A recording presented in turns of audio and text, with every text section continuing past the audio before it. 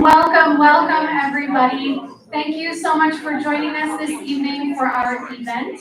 My name is Alyssa Stone. I am the Senior Director of Programs here at Mechanics Institute, and it's my pleasure to welcome you on behalf of all of our staff and community for this wonderful event in collaboration with the Women's National Book Association. We are very, very excited to welcome Elise, Isidra, and Leslie to Mechanics Institute for this special event, What the Body Holds, Its Pain and Its Pleasure. Just a couple quick things about Mechanics Institute. If you've not been here before, welcome. And if you're here again, welcome back. We love having people join our community. Mechanics Institute was founded in 1854, so we are a very old nonprofit. We are a historical landmark, cultural and community center, gorgeous library, world-renowned chess program, and events center like what we're doing this evening. We have anywhere from 5 to 15 events per week here at Mechanics Institute, including author events like this evening's, also chess classes and programs, writers groups, book groups, classes, all sorts of different things that might be of interest to you. We hope that you'll check us out and all of our programs coming up at milibrary.org. We also have a mailing list sign up if you'd like to join our mailing list. A couple events to quickly highlight that you might be interested in. I think Elise will mention this as well, but we have a workshop with Kate Farrell coming up called Writing the Heroine's Journey. It's a 2-session workshop on September 23rd and October 7th. Kate is here. Yeah. Welcome, Kate. Another member of the WNBA and Mechanics Institute. We also have an author talk with Christina Garcia next Thursday, September 21st, here at 6 o'clock with her new novel, Vanishing Maps, which we are very excited about Christina Garcia visiting us.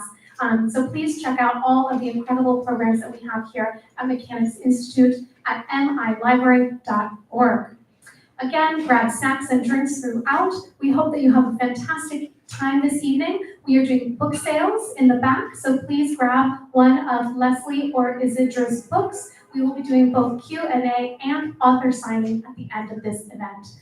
Without further ado, I'm going to introduce Elise, and please enjoy the event.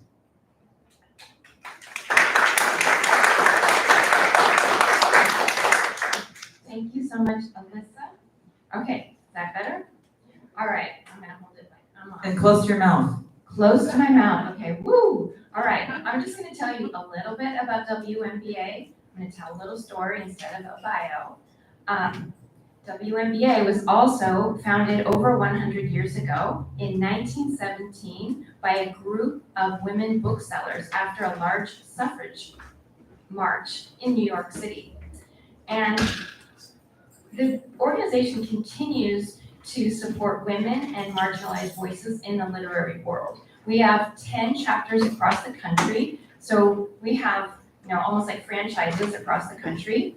And San Francisco was founded in 1967 by Effie Lee Morris, a pioneering Black librarian. She was also, she was a champion. She was the first librarian, Black librarian to be, she was, sorry, I'm gonna look at my notes because she did so many things. She was the first female chairperson of the Library of Congress. She was also the president of the National Braille Association for 2 terms. And really the thing that stands out to me about her is she was a champion of children in underserved communities and children that learn differently, like way before that was a thing. She was sending Braille books to children. She was always trying to find a way to get stories to children.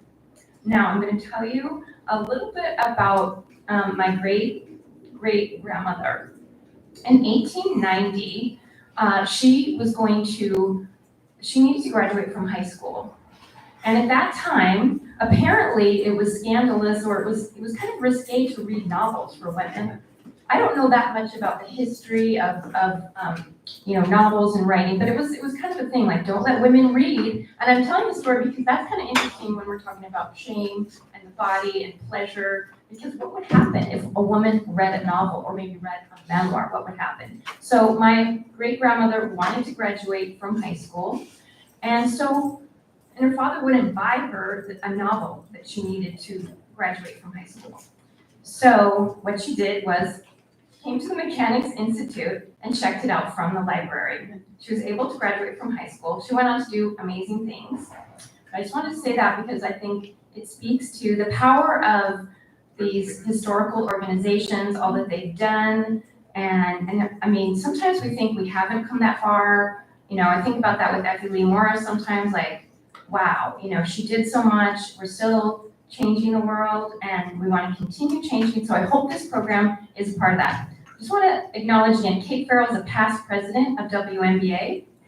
And also, one of our books that we're talking about tonight, The Man with 8 Pairs of Legs, not our books, but Leslie Kirk Campbell's book that she wrote, short story collection. It was a selection of a program we have called Grade Group Reads. And that's where we select 20 books for book clubs across the United States. Any publisher actually can submit the books. So this was a selection, and we have one of our readers, Carolyn Bass, is a reader. So if you join the WMBA, you want to get a lot of free books. Thank you, Carolyn. Yay! So it's a lot of work, but if you like reading, you can ask her about what that's like. So I just wanted to mention that, and that's why we have those postcards. We're about to announce our 2023 selection. So that's a little bit about WMBA and me. And now I'm going to start with Isidra. Her memoir, I'm going to introduce our authors. Her memoir, Promenade of Desire, a Barcelona Memoir, won the silver medal for multicultural fiction from the Independent Publisher Book Awards in 2020. I'm going back into another 100 years again. Okay, 2022, and it was the 2022 Best Books Awards nonfiction finalist for the European region and National Indie Excellence finalist for multicultural nonfiction. She holds a PhD in Latin American contemporary literature and Spanish, thank you, Spanish and Latin American contemporary literature from University of California, Berkeley, that's better, where she taught Spanish language, literature, and creative writing. Her essays and articles have appeared and been published in Wired, Chicago Quarterly Review, Front Porch Journal, the Penman Review, and elsewhere. Her essay, My Books and I, was listed as notable in the Best American Essays 2019. Originally from Spain, anthology. Originally, she's from Spain, but she lives in the San Francisco Bay Area now. We're so lucky to have her. Leslie Kirk Campbell, her short story collection, The Man with 8 Pair of Legs. And I just want to say, I highly, highly recommend that you get these books. They're both incredible, impeccable pieces of work that really, I love both of them. The Man with 8 Pairs of Legs, it won the 2020 McCarthy Prize for Short Fiction. It's published by Sarah Band, and the collection was also a 2022 Women's National Book Association Great Groups Read. It was a finalist for the American Book Fest 2022 Best Book Awards for Short Stories, and a 2022 Forward Indies finalist in short fiction. Campbell's short stories have won first place awards at the Arts and Letters Briarcliff Review, Southern Indiana Review, and the Thomas Wolfe Review. Bless you. She is also the author of A Journey into Motherhood, Writing Your Way to Self-Discovery. I didn't know that. She's a native Californian, and she teaches at Right Fruit Writing, a creative program she founded in San Francisco in 1991. So we're going to start. Yay, yes. I'm so happy to have you tonight. And thank you all for coming out tonight on this beautiful Wednesday night. So I'm going to start with the first question. I think I'll ask Leslie first. Keep having to hold this up. What brought you to write your particular book, and also the themes in your book? What brought you to write this book? Why this book? And what about the themes of the body? Particular themes of the body in your book? Thank you for that question. It's all about the body. So we all hold everything if we pay attention to it in our bodies. We're holding it in our bodies. I wrote these 8 stories for Melody Prison Legs just because they came to me, not because I had any plan. But when it came time to marketing and someone said, well, what is it all about? I did discover that it was about the body. It was also about the way the body holds memories and visibly and invisibly, and that my body had been talking to me. So I have and let me just tell you about my body. So the litany of things that this body experienced, so I realized that my body had experienced humiliation, disparagement, violence in different forms. But I hadn't been thinking about that, but my stories were thinking about that. So when I was 6 weeks old, I had a splenectomy. So basically I was ripped open, they took out an organ. Did I have any say in that? No, I was 6 weeks old. So it started out like that. And then when I was 2, my stomach was pumped because I took too many aspirin, because I was told you should take aspirin, it's good for your cold. So I took the whole bottle. Then when I was 5, I was climbing a fence in my neighborhood with my little boyfriend, and I fell off and bruised my kidney, and I was in the hospital again for that. Between the ages of 9 and 19, this is really important about the body. I always studied dance, so I was always in a place where there are mirrors on both sides. Where you're looking at your body the whole time. And after that, I dealt with bulimia, which is often related to body image and what the expectations of a body and what it's supposed to look like. So that was that whole time. And then when I was 21, I had a really bad car accident and broke, myself in half. I wrote my parents. I was in Italy in a college program, and I wrote them, I'm broken in half, and they wrote back, like, what does that mean? Because they were so far away. But that was major. I didn't know if I would be able to walk again. Then at 25, I was raped by a stranger.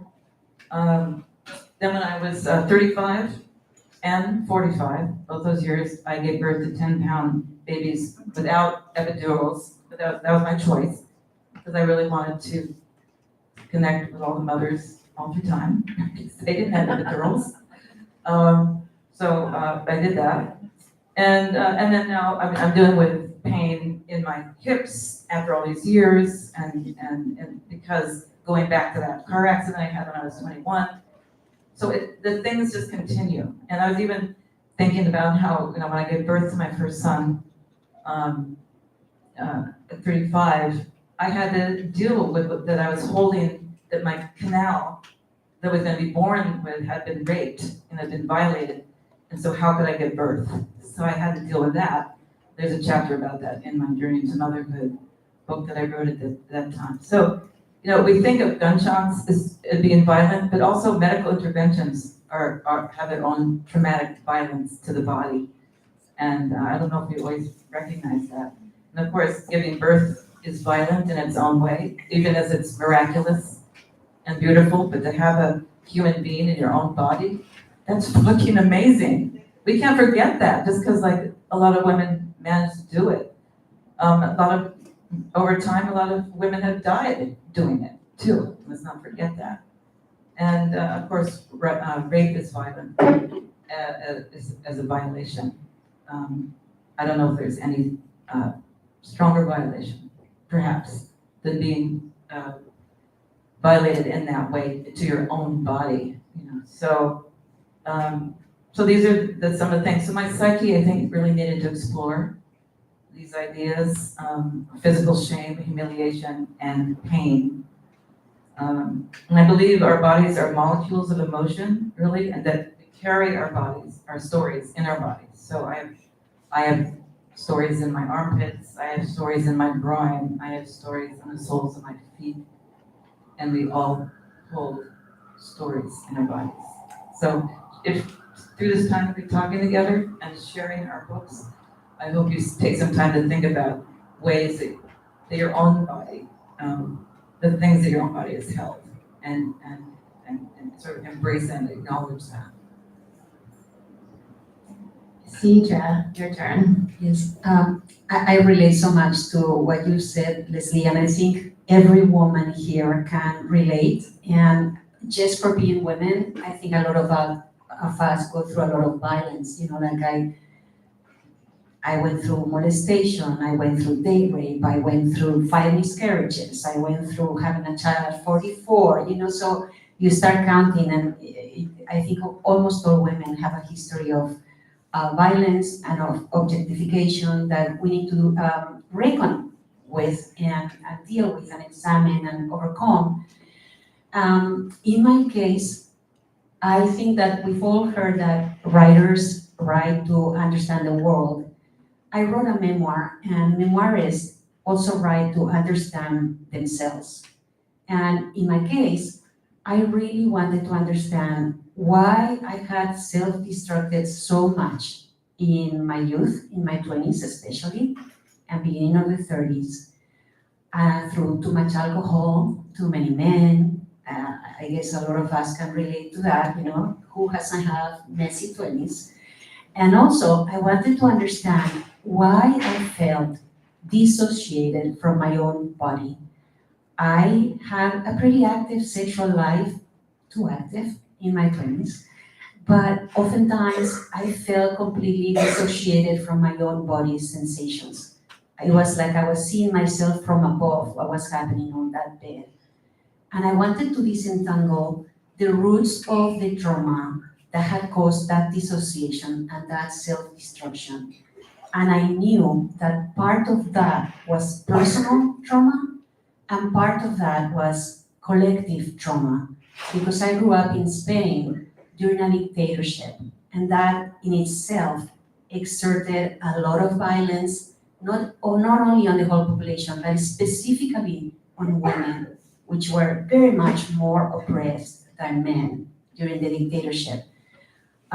So when I wrote this memoir, I really wanted very intentionally to examine the body and to understand how my body held trauma and how could I overcome it, because even as I was writing it, I think it helped me understand it and overcome it. But I also wanted to understand about the collective trauma in my country and in my generation, in my whole generation in Spain that went through that oppression and then later on liberation at the end of the dictatorship. So it was a very intentional choice to examine the violence and oppression in my body and the trauma it had created and my journey to overcome it. Thank you. That was a lot. Right? I'm wondering, we're all holding stories in our body, as you said, Leslie, and we're trying to heal those stories. We are, some of it, a lot of what you described is out of our hands. It was either inflicted upon us, or like dissociation is another thing. Like, what's the origin? But what I want to know is, how does the experience of shame begin in your stories for the protagonist? Because shame, when does that start? Okay, Isidra's gonna start. Because, we learn from the stories about these things that you're talking about, so. So as I mentioned, I grew up during a dictatorship, the Franco dictatorship in Spain, which lasted almost 40 years, 36 years. And I was 17 years old when Franco died. So my whole upbringing was during that system of oppression. Women in Spain couldn't open a bank account, they couldn't get a passport, they couldn't get a job without their husband's written permission. And that permission, which was called el permiso marital, or spousal permit or license, lasted from 1939, when the civil wars ended, until 1975, the year that Franco died, right? So that was huge. Then you also have the Catholic Church, which was very closely allied to the regime and who taught us, dominated completely education. And it taught us that sex was only for marriage, and within that, for women, it was only for making babies. It was not for pleasure for women, absolutely not. They needed to give it to their husband, but not necessarily feel it themselves or seek it themselves. Then I had my mother. And my mother was a woman of her time. She was wonderful in many ways, but of course, as a woman of her time, raised during that time, she was as strict as the Catholic Church when it came to sex, right? And in her mind, as the Catholic Church taught, masturbation was a sin that would take you straight to hell. So when I think about how my story of shame started, it started when I was 5 years old. It is very clear to me the moment that it started. In fact, before that moment, I felt like I lived in paradise, especially during the summer, because we used to go to the summer town. It was a little town. My grandfather had a beautiful house there. We were free in the fields, just running around the animals and etc. It felt like paradise. But then, whenever there's paradise, there's a fall from paradise, right? And that fall from paradise started for me when my mother discovered me at 5 years old, touching myself innocently. I didn't know what that was related to sex or anything, it just felt good. And she shamed me for it. And I'm gonna read a little passage about that.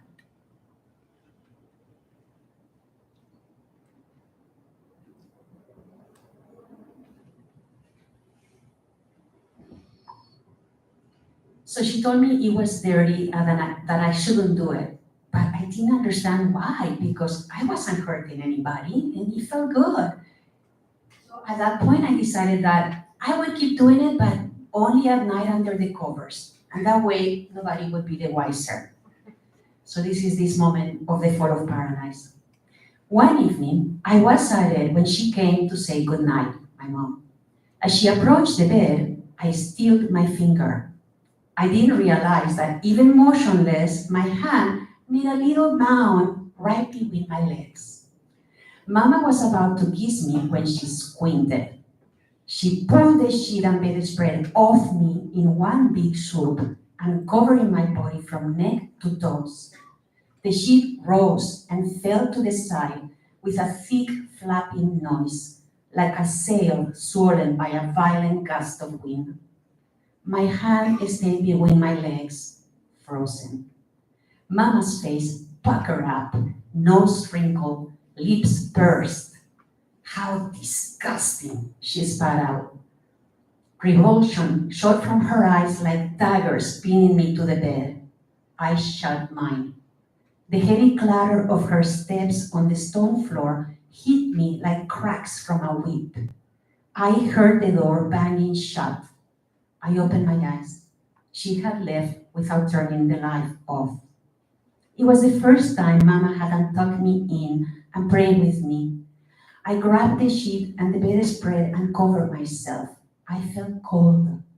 I tossed and turned, willing sleep to come to the rescue, but the same film played behind my eyelids over and over.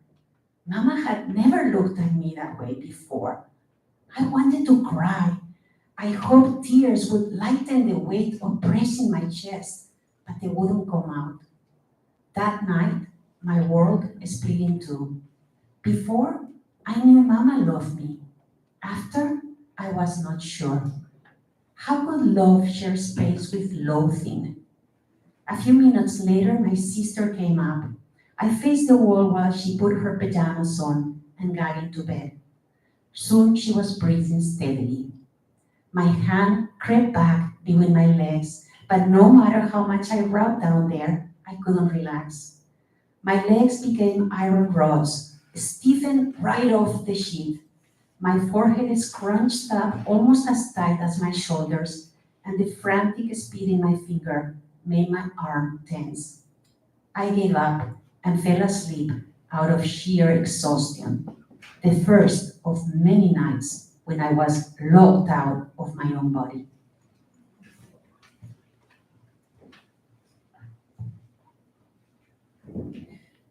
So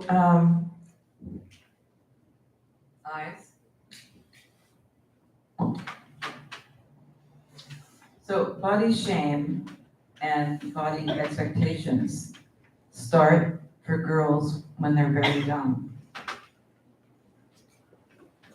In my title story, The Man of the Earth Legs is the title story of the book. The main character, Harriet, is bullied as a young teen for being too tall, too thin, too flat.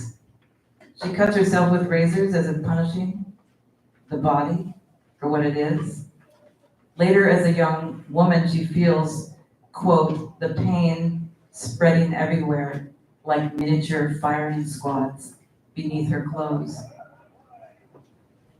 In City of Angels, another story, innocent 13-year-olds in 1965 Los Angeles, Santa Monica Beach, feel pressure to obsess about their bodies. The self-objectification quickly setting in as if they are preparing for stardom or possibly execution.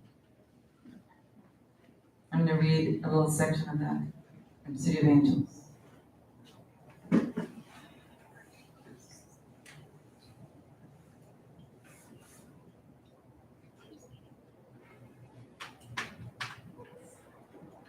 I'm not trying to put everybody in a bad mood.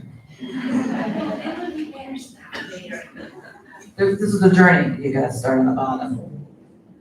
Okay. We laid ourselves, so you understand we're in Santa Monica Beach, 1965. We laid ourselves carefully on our backs, our legs shining from the obligatory early morning shave, our armpits as pink and clean as seashells. Slowly, we crooked our heads so we could see how we looked, admiring our harp-shaped ribs descending into the soft platter of the belly and down to the narrow horizon of our hips. Here at Station 8, we had no protection. Our beach towels strained to hold us in, free from the threat of sand or tiny shore flies blemishing our flawless skin. Here on the beach, blood was just beginning to run, and everyone cared about hair.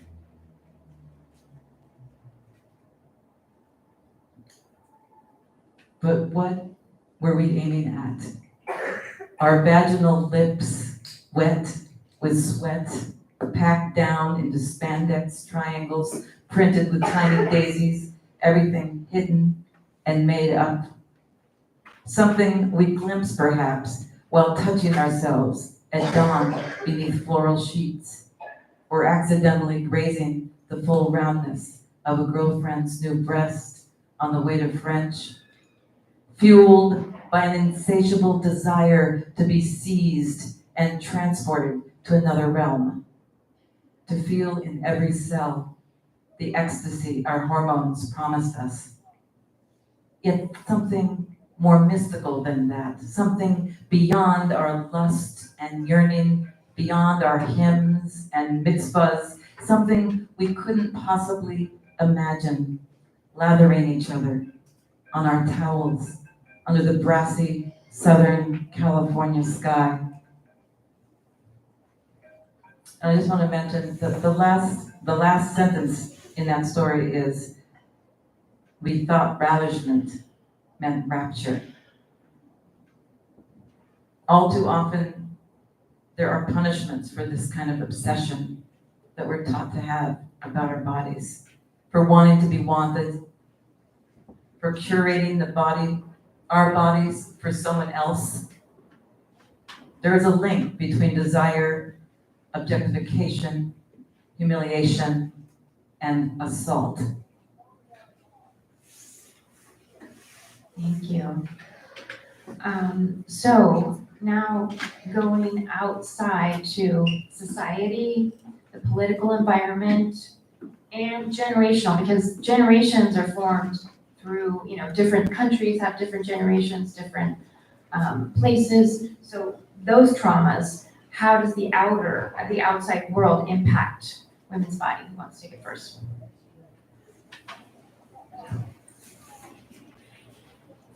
We're living through some generations right now.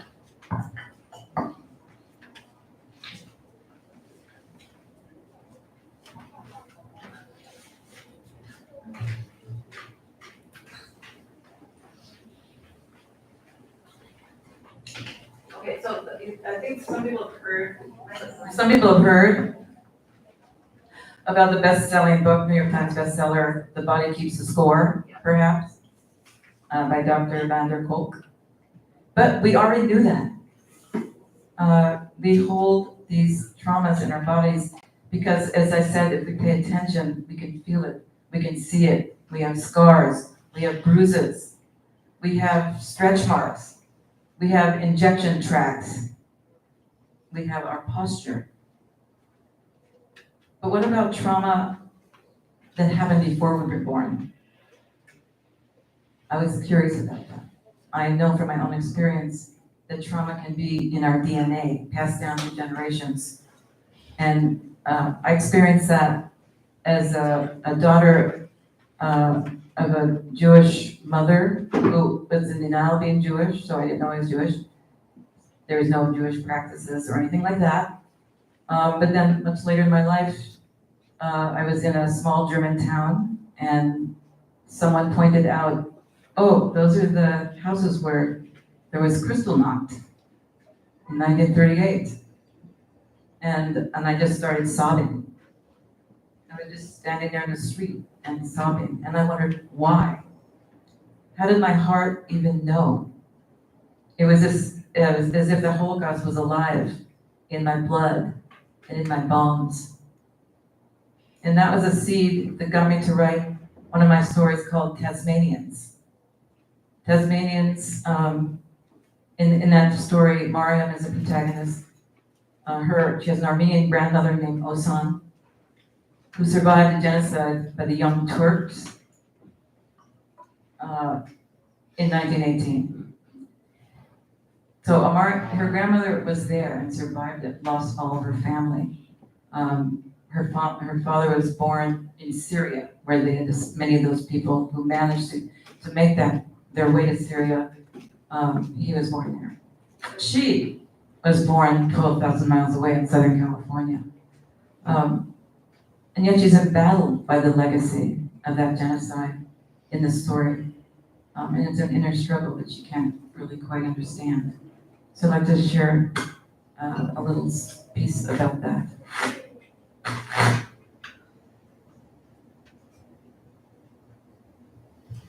So Ozan is her grandmother, and Cedric is her husband, and she is Mariam.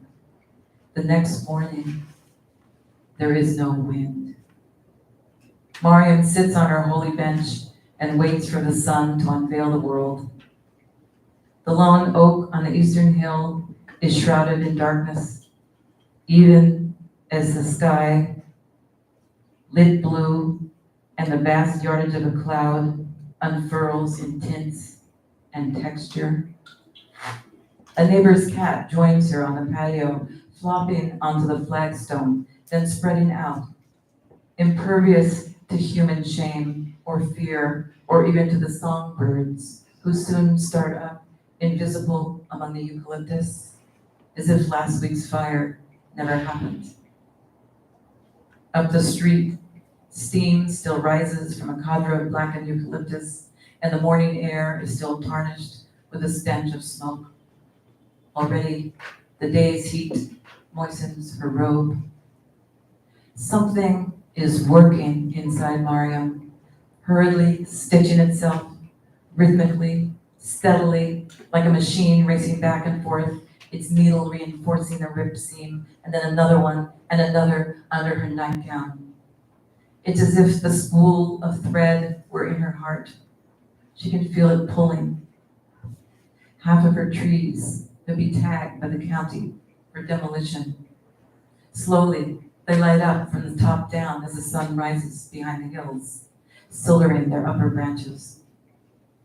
Mariam leaves the patio and wanders into her grove for the solace she always finds there. But instead, the Tasmanians, that's the name of the eucalyptus, the Tasmanians frighten her with their grotesqueness. Close up, the older trunks are ravaged, stripped of their bark, the last fibers clinging to them like rags. Branch after branch is split at the joint. On the ground, detritus, decades of wreckage, the sharp menthol smell coats her throat. Mariam doesn't know who to blame. Osan, her husband, the wind. Night after night, she dreams of fires igniting, smoldering lampshades, blackened coins, young children screaming in pain. She wakes Cedric, but he's convinced that butchering the trees is not the way to go. He starts sleeping on the couch. This is our last move, he reminds her. Together, they had agreed this new house would make or break them. He tries to reassure her, acknowledging her fears, but defending the trees. He suggests she get counseling, but Mariam's sadness is singed into her skin. Powerful. I find it really interesting when you were mentioning, Leslie, about carrying so much generationally, not necessarily that has happened to you, but that has happened previously, right?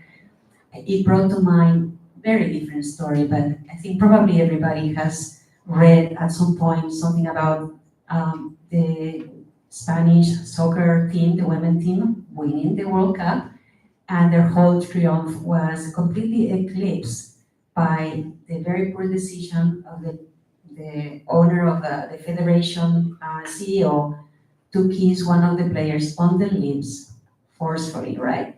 So that is an example in a country like Spain that nowadays is very liberal, where you still are carrying that shadow, that weight of all that oppression, all that machismo, that even is not the law of the land anymore, the men are still carrying with them. And they had a very hard time getting rid of. The guy never apologized, he always has said that it was consensual and what did I do wrong? I didn't do anything wrong.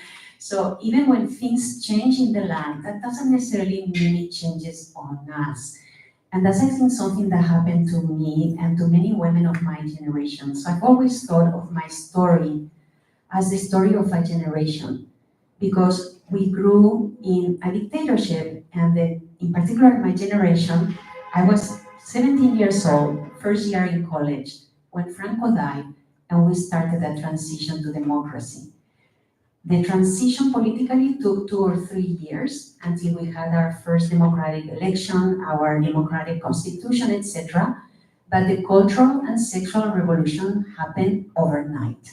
I mean, we had been so repressed for so long. The moment Franco died, they closed the Office of Censorship, which existed since the end of the Civil War, to censor every movie, every magazine, every TV program, every book, every single thing that was public went through the Office of Censorship, where they cut anything remotely politically or anything remotely sexual. We went from a country that lived with that kind of censorship that was so prevalent, so extended to every aspect of life. All of a sudden, we became a country where everybody was having sex, experimenting, free love. It was like the hippie era arrived overnight. And women went topless in the beach. Every magazine was full of naked women. It was like whiplash. It was so fast. But what happens is that when you have been raised with a kind of trauma of an oppression, oftentimes you get the freedom, but you're not free inside. You're still carrying that self-repression, right, that you learn. It feels familiar. It's just a part of you. So I'm gonna read a little passage. This is in 1976. Franco has died a few months ago. I'm 18, I'm in college, and I have my first boyfriend.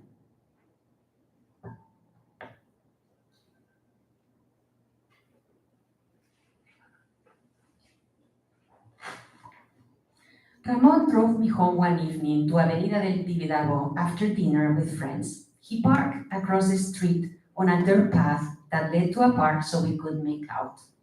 It was past midnight. The mansions on either side of the elegant avenue were dark and the street was deserted. Ramon unbuttoned my blouse, got my right breast out of my bra, and fumbled with it. Some of my girlfriends were already having sex. This is post Franco's death, right? So as I said, everything changed fast. not for me. So I thought I should make concessions, even though I didn't want to. After a moment, Ramon unzipped his pants. I was petrified. The thought of his body over mine awakened more fear than excitement. Right then, we heard a brusque tapping on the window. A couple of tricornios, so called due to the three-pointed hard hats, stood outside. These guards regulated traffic, but they also acted as the arm of the still repressive post-Franco regime. Ramon moved away from me and cranked down the window. I buttoned and smoothed my blouse, my cheeks burning. Papers, barked one guard, tilting his head to eye me better. Ramon reached over me to the glove compartment. He offered his driving license. I noticed his hands shook a little. A shudder ran down my spine. I'm just taking my girlfriend home. She lives right there. He pointed to my house. And why did you park here if she lives across the street? Asked the second guard, smirking. They were clearly enjoying our flushed faces and lower eyes. We were talking, snorted the first guard as he examined Ramon's papers front and back. I could take you to jail for indecent behavior, you know? We didn't say anything. We knew this was true. Public displays of sexual behavior were censored and could be punished. My mind raced. What would my parents say if they got a call from the police station to come get me? The two guards whispered to each other. After a few seconds, the first one handed back the papers. We'll let you go this time, but you have to take her home right now. Of course, right away, thank you, said Ramon, his voice docile.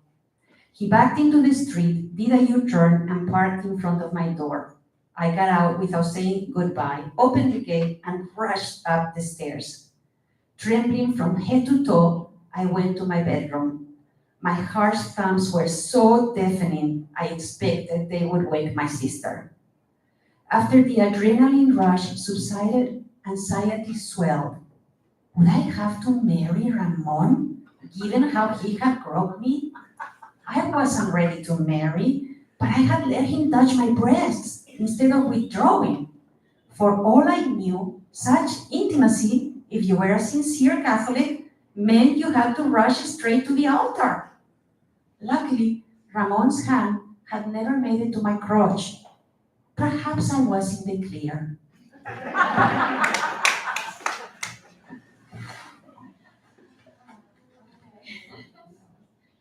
Okay, so now I feel like we're going outside, inside, and, you know, how do we, one way, possibly, cure trauma or have an impact?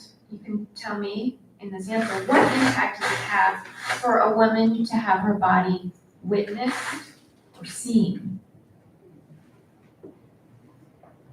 Well, I love that question because I think having your body witnessed, your naked body witnessed, can be negative or positive, right? I think we all have had that experience. In my case, growing in that very repressive culture, I had slept with my sister for many years in the same room. I had never seen her naked. We were like Houdini. We would put the nightgown on, take our clothes off, and then get into bed. So I never saw her naked in all those years that we slept together. Once my mother came out of the bathroom, naked, and just by chance I opened the door to her bedroom, and I saw her coming out naked. Oh my God. She yelped like an injured animal. She was so mad at me. She said, why didn't you knock? I was like, we never knocked. That wasn't a rule in our house, right? So, and it was 1 p.m. What was she doing taking a shower at 1 p.m.? I didn't know. But she just made me understand that moment that something that I already suspected, which is that naked bodies were taboo. You couldn't show them. It was shameful to show your body. So I grew with that weight on me, right? That I shouldn't show my body to anybody, that being naked was very shameful, etc., right? Then, of course, I had the other side of the coin, which is that when I was 6, one of my brothers molested me. And then when I was 13, I want to say, I discovered one of my brothers spying on me while I was in the bathroom, naked, trying things with my towel. Now I look like a Roman goddess. Now I'm like Lori Bacall with a cigarette, etc. And all of a sudden, I was in this bathroom that was windowless, and all of a sudden, I felt like I was being observed. And it's like, how is that possible? So intuitively, I just went down like that, look at the keyhole, and I saw a big fat eye on the other side. And it was one of my brothers, right? So when I opened the door, he was like speed walking to his room, looking like this. He was maybe 16 at the time, a few years older than me. I was so mad, it was just so confusing for me because on the one hand, you're naked is bad. Nobody should see you naked. On the other hand, then you have these brothers that are either touching your body or molesting you or spying on you naked. And it's like, wait a minute, what's happening here? So I can't show my body, but men can use me, discard me, and throw me to the trash? What's happening here? It was just completely confusing for me. And I think that I carried that confusion for me for many, many years. It took me a long time to get rid of the shame of showing a naked body, right? I think perhaps the first experience that I had where I finally saw my body witnessed in a way that made me feel whole was after Franco died. I made friends with guys in a commune that had sprouted up in an abandoned house close to my house where I live with my parents. I was about 18 at the time, and 19, maybe 19. And there was a point, I'm gonna read a very short passage about that. And that was the first time I recovered the experience of a body that is not something to be ashamed of, that it can be witnessed in a way that is positive.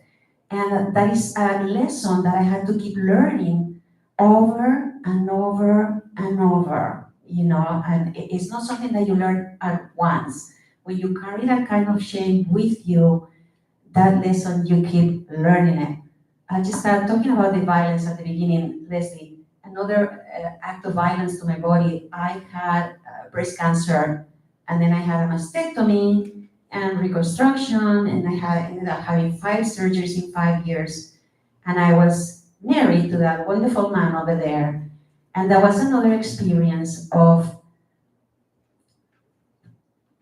making peace with a body that is completely different from the body you used to have, which was a beautiful whole body, and it's not anymore. And having somebody to witness that body with absolute love. I'm gonna cry now, but anyway.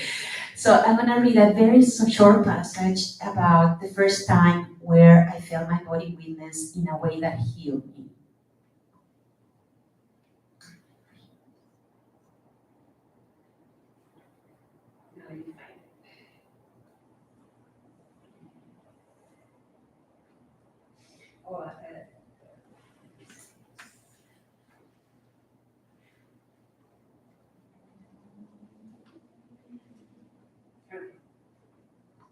So I was at this commune, right? And there were these 2 guys that said, oh, we love to do massage, the 2 of us together. It's an incredible experience. Would you like to try it? And I said, oh, okay. So we smoked a joint, which was at that point the only illegal thing that I did from time to time. We smoked a joint. I took all my clothes off, well, except for my panties, very prudishly, and I lied on my stomach, right? And they started massaging me. And there were 2 or 3 friends sitting around us talking, which was really weird for me, coming from where I came from. A couple of friends sat by us talking, as if in the front row of a show. It was strange coming from such a prim background to be on display almost naked, but I tried not to think about it. The sensuous twin touch let me sink into my body. When they got to my lower back, they suggested that I take off my panties so they didn't get oily. I was so relaxed that I slid my panties down my legs and gave myself over to the stroking of my buttocks, my hips, and the backs of my thighs. By the time they got to the soles of my feet, I was, perhaps for the first time in my life, oblivious to my nakedness, or better said, grateful for it. I could see now that it was only skin, flesh, and bone, a skin that could be seen and touched without any demands, a skin that could receive without being forced to give. I don't know if the guys saw the massage as a prelude to sex, but if they did, they didn't impose it. They spent a whole hour stroking my body, back and front, gifting me a time of innocent bliss. My anxious mind lay forgotten and pointless, displaced by a fleeting abandon into the trusting and sexless carnality of the present moment. So as I said, this is a journey in Spain. As I mentioned, after Franco died, there were boobs and butts in every magazine, etc. But that also was a way of objectifying women, right?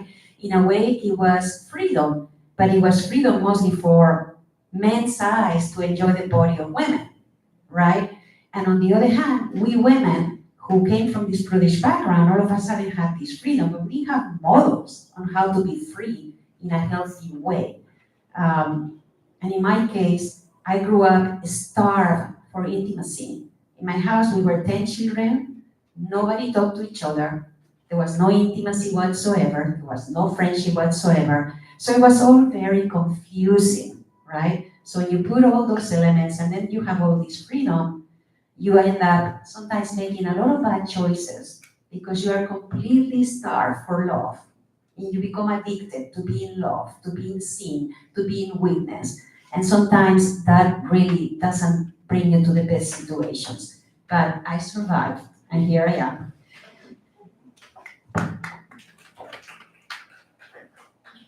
So I witnessing, I'm also talking about witnessing the body.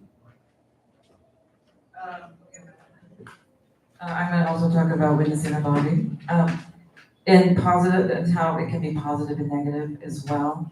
In the Man with Acres of Lake story, the title story, when Harriet, the main character, is first undressed and then touched by Callahan, a man that she meets at Lola's Saloon in the small Colorado town of Canyon City. She says, this is what is written in the story, quote, "The sensation alarmed her. Her body, the nicked mannequin she washed, dressed, put to bed, and sometimes forgot to feed, suddenly surging with blood. In the quiet of her grandmother's farmhouse, she could hear it, like creaks beneath the snow, a muted, rushing sound. She feels physical pleasure for the first time in years since she was a young child. Her body woken by Callahan's hands." And this is another quote, "But with the waking came the shame." So there's a very complex relationship going on. I'll be reading a little bit more from that story later. The complexities of that relationship between Callahan and who is a double amputee, and Harriet. I'm going to be reading from another story. It's called Overture. Here, the witnessing of the naked body feels perilous. The protagonist is Margie. She's in a physically abusive relationship with a man named Mark. Ramona is mentioned, that's her mother-in-law. Stevie is her 10-year-old son, and Norma is her 4-year-old daughter.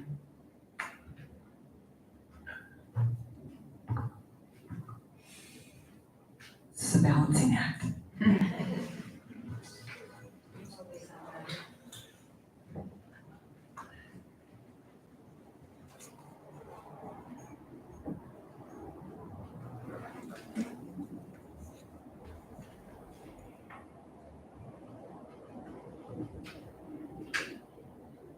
this is an intense scene, so I just want to tell you that.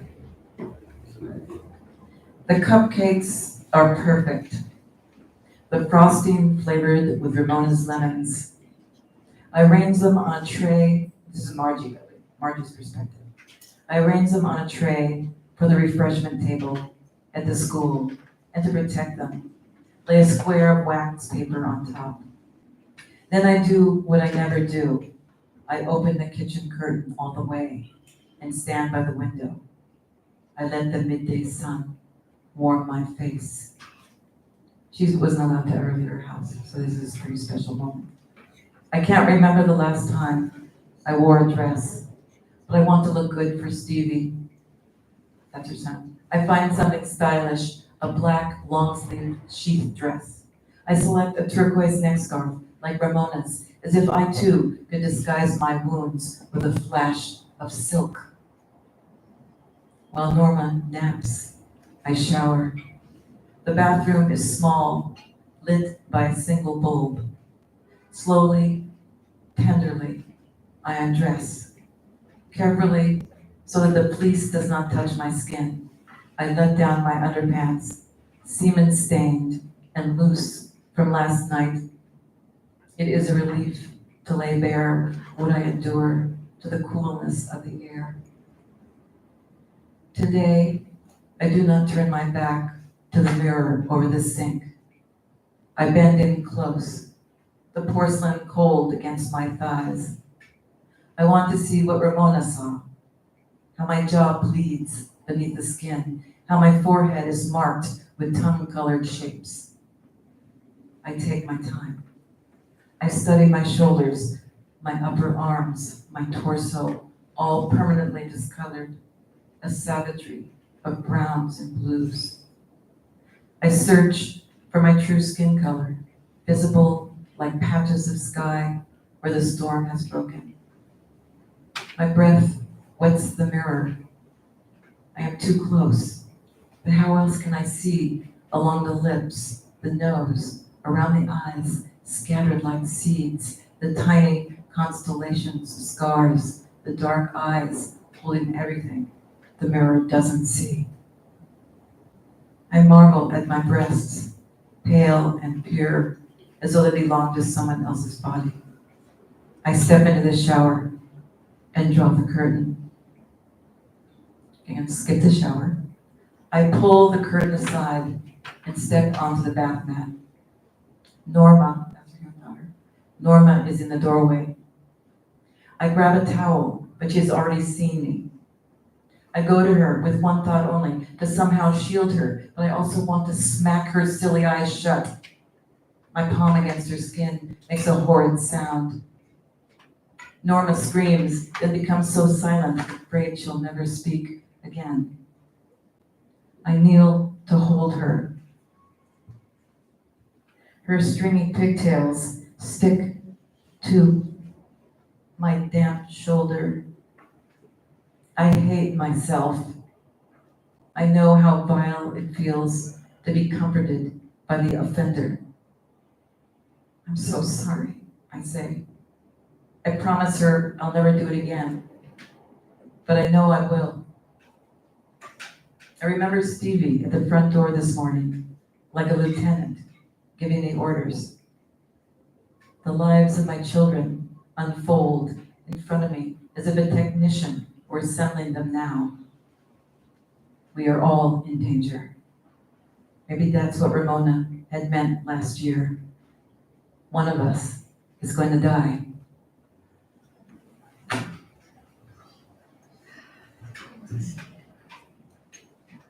Thank you. So, the next question. Is shame, is it a woman's fate, or could it be a path to self-acceptance? I think that this is, So you're just sort of limiting. No, so the road to acceptance is filled with potholes and switchbacks. It is not a straight shot. The path can happen slowly and gradually for somebody. It can also happen in an unexpected moment or from a single conversation. And which is what happens for Harriet, in The Man with 8 Pairs of Legs, which explores ways the body holds suffering visibly, as it does in Callahan, who's a double amputee, as I said, and invisibly, which is the way Harriet experiences it. So I'm just going to read a little piece from that.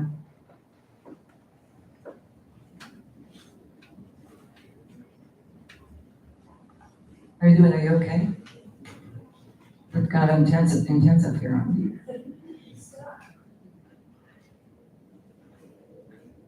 Are all the women like crossing their legs?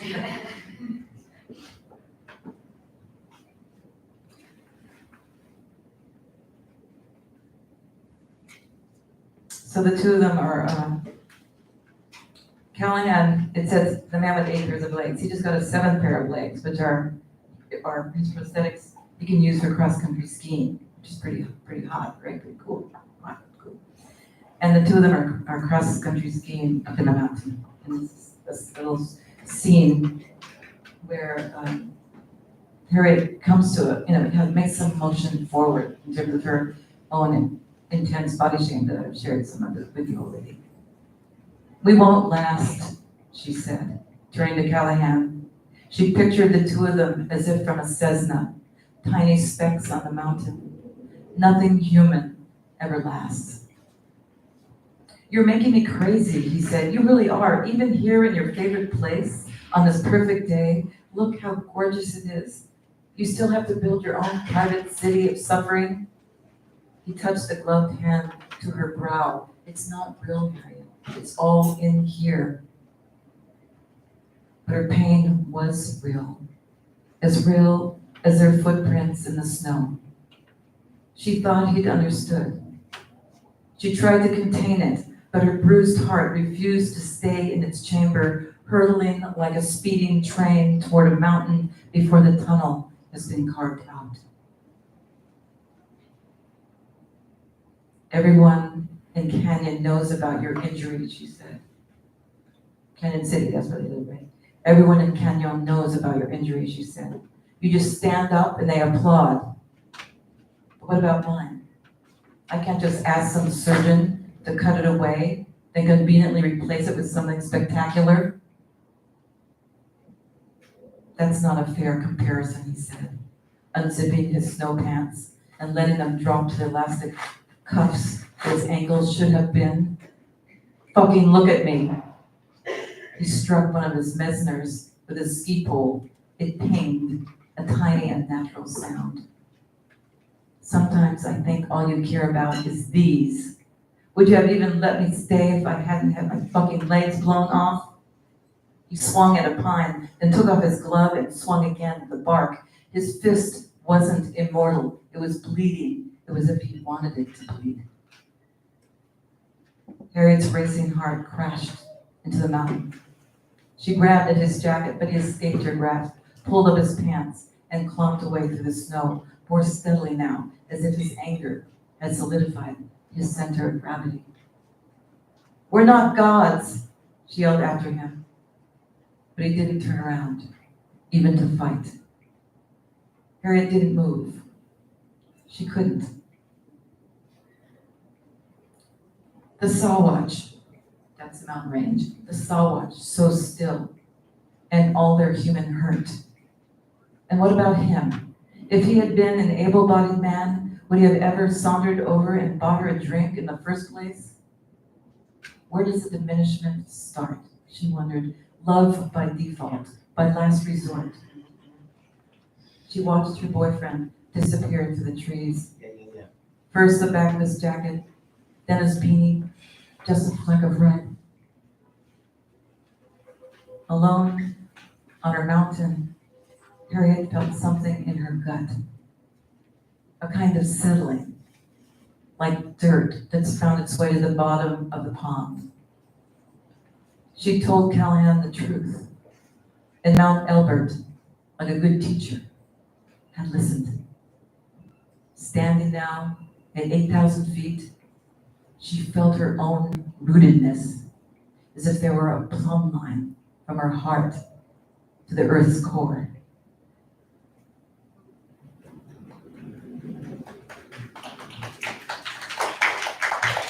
Harry's making a little progress, slowly but surely.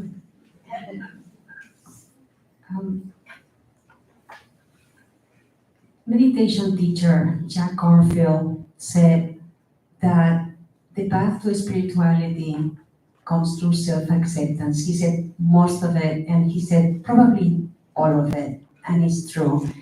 And I think that's also related to shame, and the only way to overcome shame is to accept yourself as you are, warts and all, and realize that we've all oppressed and repressed parts of ourselves, even if we haven't grown up in a dictatorship. We have all had that mom or that dad or that teacher or that friend who told us, you speak too loud, you speak out of turn, don't run so much. You know, they've told us all of that since we were kids, to civilize us, right? To make us appropriate for society. And what happens is oftentimes they cut out what brings us the most joy, and we lose our spark in life, and shame is a part of that. So I think that for all of us, it's really important to find that spark that is gonna bring back your joy, and especially your joy in your body. So for me, it happened when I discovered salsa dancing. And you probably heard when you came into the room, a playlist with salsa. That's my playlist that I put together in Spotify. If you are interested, I'm happy to share the link. It's 3 hours of my salsa favorites, which are the ones that I used to listen to in the 70s and the 80s in Spain. And I'm gonna read now a passage about that.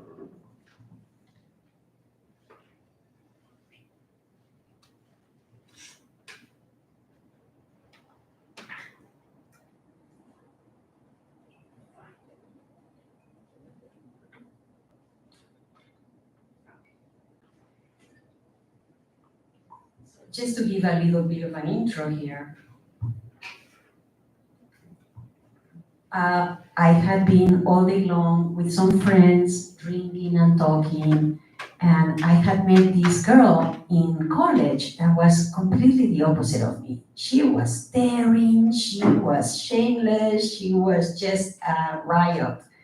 And I really admire her because I was at that time very shy, very reserved, very insecure with all this lack of love and intimacy that I had grown up with. Well, after drinking and talking the whole day, it's 2:30, 3:30 a.m. We're in Las Ramblas in Barcelona. And they say, well, let's go dancing. And I'm like, what? At 3:30, is anything open at that time? It's like, of course there is. So they take me to this little dump of a club in the red light district. It was the only club in Barcelona that played salsa at the time. Now there are many. It was appropriately called Taboo.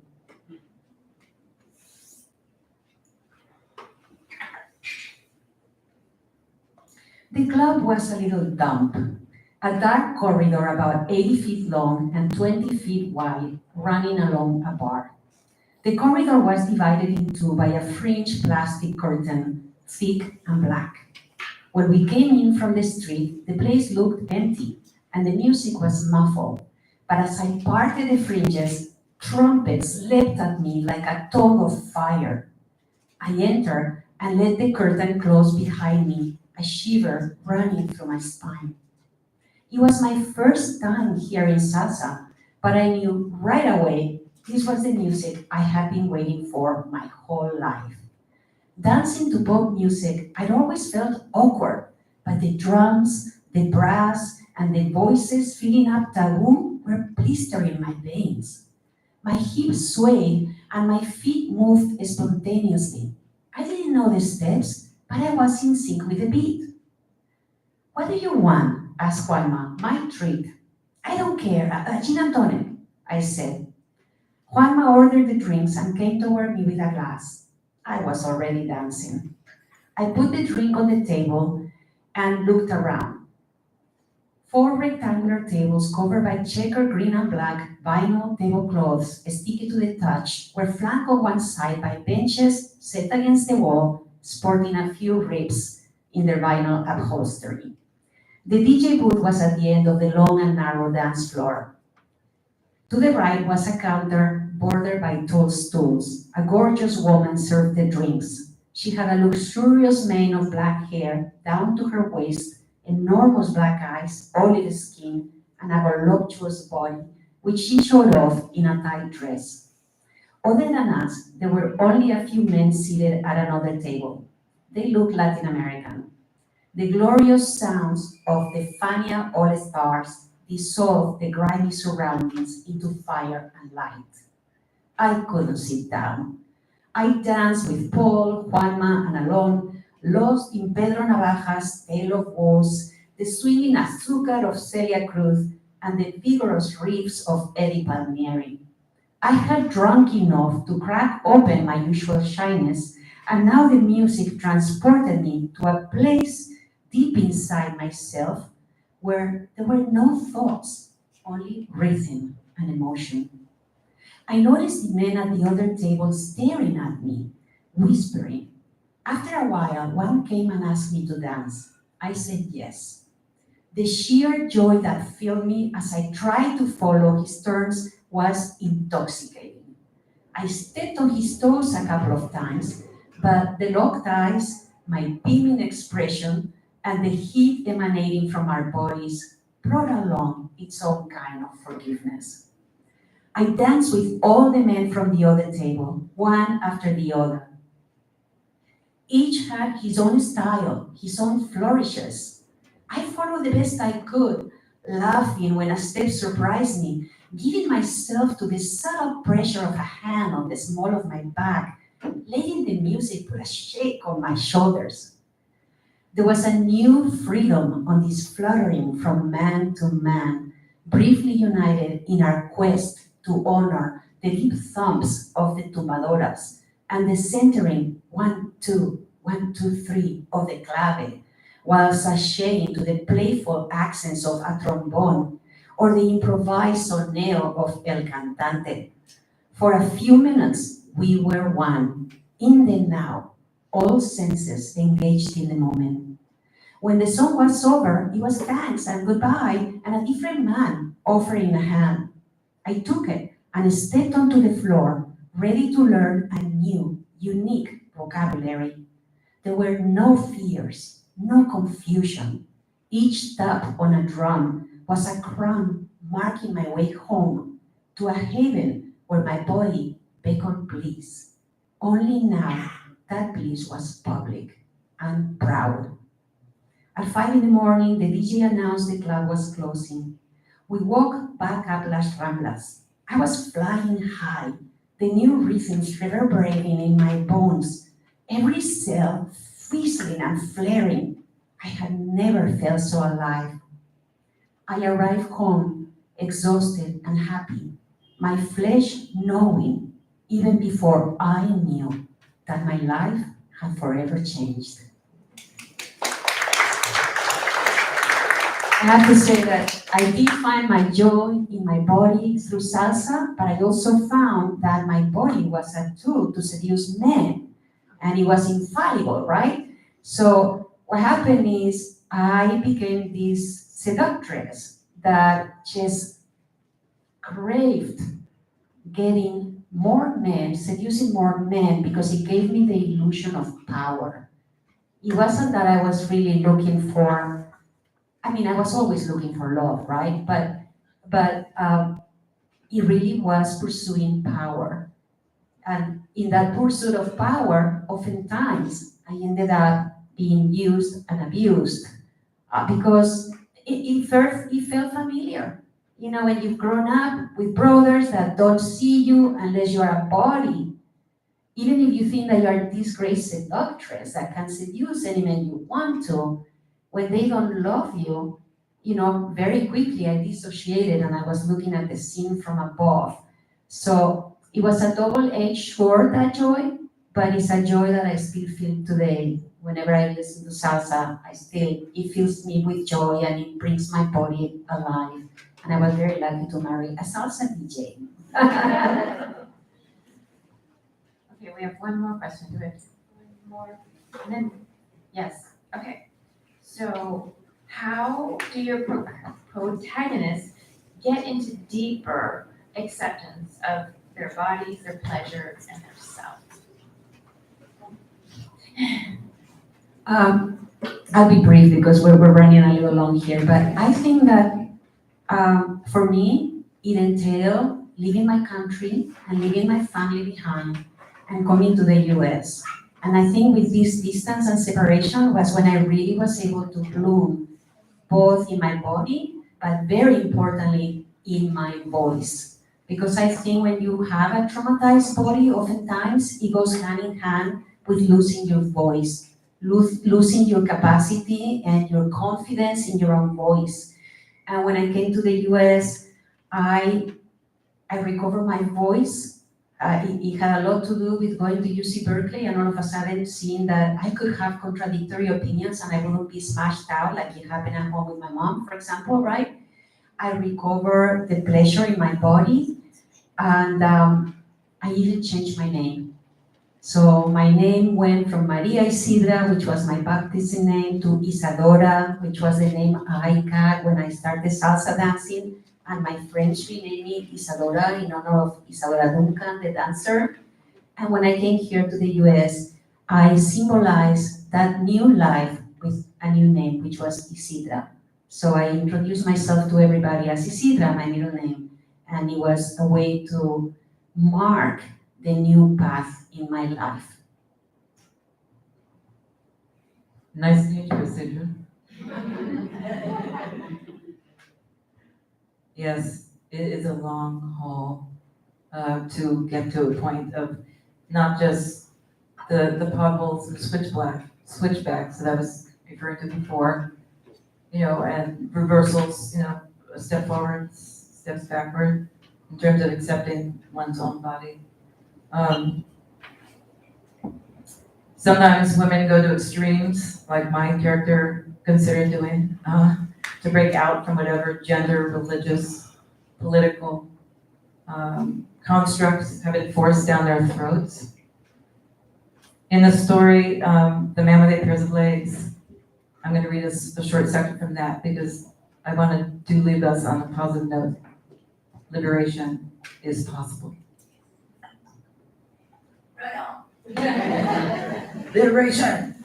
So, Harriet is a high school teacher in this little town of Canyon City, and Canyon City, and Callahan works at the prison. So this short piece is from The Man with 8 Pairs of Legs towards the end of the story. After which we will have some time for you to ask questions. I'm looking forward to hearing what you're thinking, feeling.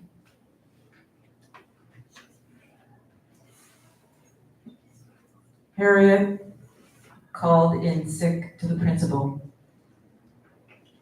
Oh wait, I guess I do need to say, so the 8 pairs of legs arrived at the grandmother's farmhouse where they were living, the 8 pairs of legs, which is a high-tech set of legs, prosthetics, that allows the wearer to actually feel heat.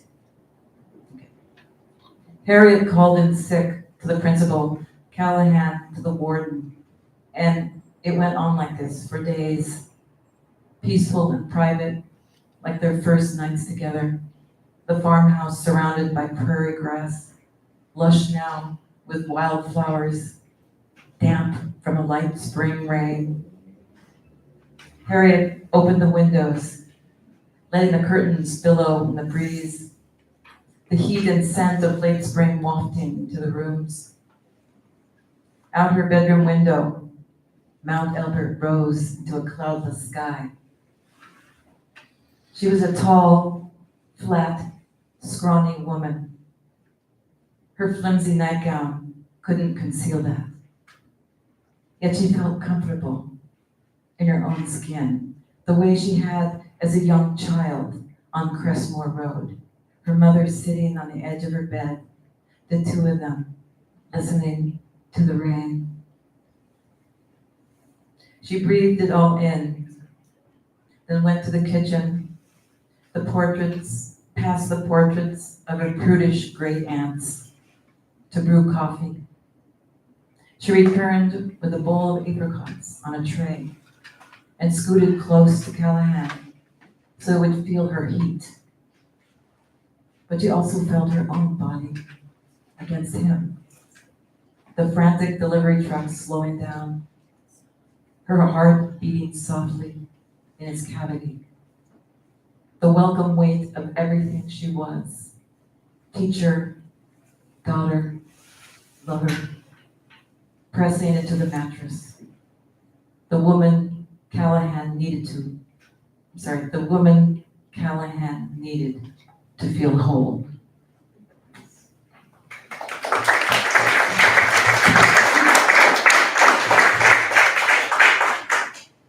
Thank you. Does anyone have a question? Come on. Any comments? I don't have a question, I just have a comment. I was a little bit afraid of Leslie's book because of the topic, and then I read it because I don't like reading about suffering, and then I read it and I was intrigued by the topic, and I think you did a very good job in writing in an artful and very sensitive and moving way, so it might encourage me to explore my own issues by writing.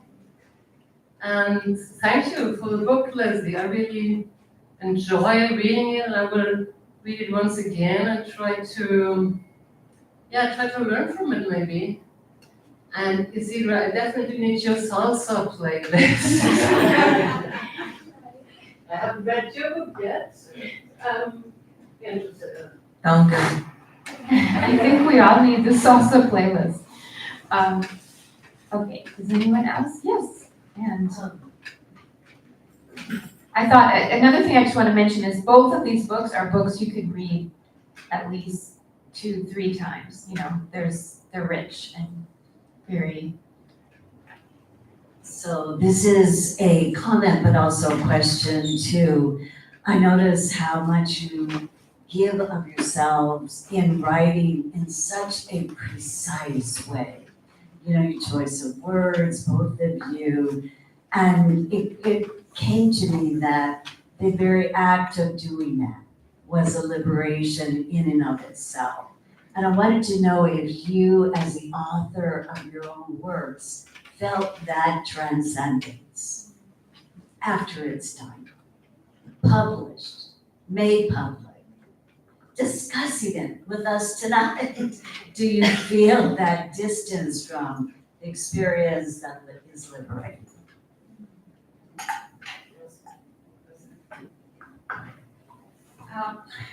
Well, thank you for that comment, Kate. I have to say yes. It's not that I wrote the memoir as a catharsis, that wasn't my intention. But I do feel like having written the memoir, it feels like I've made complete peace with everything that happened, complete peace with my past. Something that people tell me, one of the very first things people tell me is, oh my God, I mean, you are so brave, because it's very raw, it's very intimate, it doesn't hide anything. Everything is on the page. But for me, it was either do it like that or not do it, right? I had to be fully honest on the book. And I also felt like by being that honest about my life, about my mistakes, about how I hurt people, also how I was hurt, it gave me this peace that the full acceptance of myself with all my mistakes, all my dark sides, and that also helps me accept others' mistakes, others' dark sides. So in that respect, it did feel very liberating. I actually, Joyce Maynard blurred my book, and I love what she wrote because she wrote shameless in the very best sense of the word. And that's how I feel. I don't feel any shame for those years where I was promiscuous, where I made mistakes. That's just the path I needed to take to arrive where I am now, and having written about it, and it has given me that distance. And very quickly, another thing that gave me distance is, that's not my first language, right? My first language is Spanish.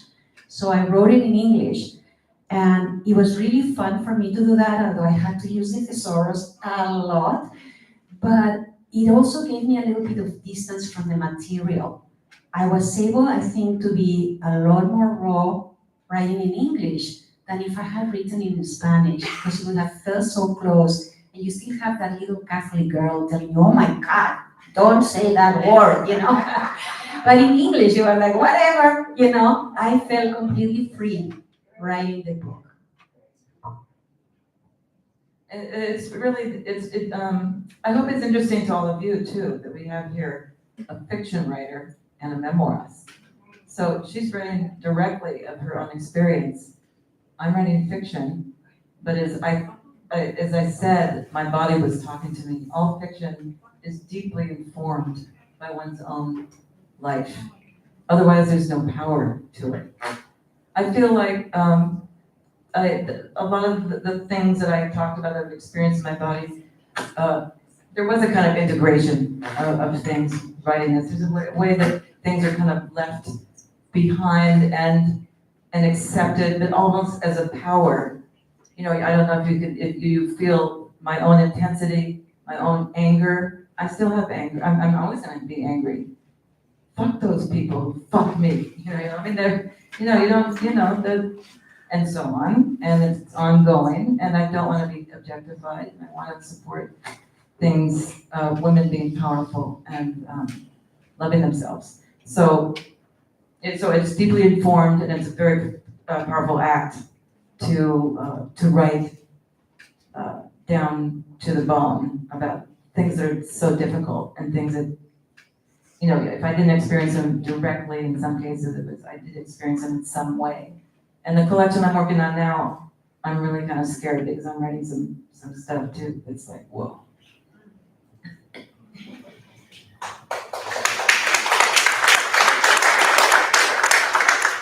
Any final comments? I could relate to a lot of Isidra's experiences. I too, here in San Francisco, danced to Celia Cruz, Afania All-Stars, Eddie Palmieri. I even dated Mongo Santa Maria's trumpet player. I wouldn't really call it a date, I would call it one of those powerful women, suitable to him. But, you know, because I come from a Latin background and the Catholic shame and kind of the hypocrisy that happened there, because the stories that my grandmother would tell about the priests in Central America are just as, the same thing that's happening now. You know, so thank you. And Leslie, I know, I mean, I've taken writing classes from her. I think for every woman, part of our journey is all those experiences, and it shapes who we are today. And I think for all of us, it's to look at them like, maybe without forgiveness, but for me, I've learned to forgive myself for being, you know, maybe too many drugs, maybe too many sexual encounters, but it is who I am, it made me who I am today. So for that, I think we should all be grateful that we come to a place of forgiveness and acceptance. Anyone else? I would concur with what everyone is saying. I think that there's another aspect of it, is the patriarchy. And patriarchy, as both of you, fiction and memoir, you both are saying it without having used that word. And the impact that patriarchy carries out centuries from the very beginning. And how we struggle with that this very day, this very moment, through dictatorship, through relationships. And I really appreciate the beauty of what both of you have done. Thank you. Thank you so much. And thank, you can ask. Comments?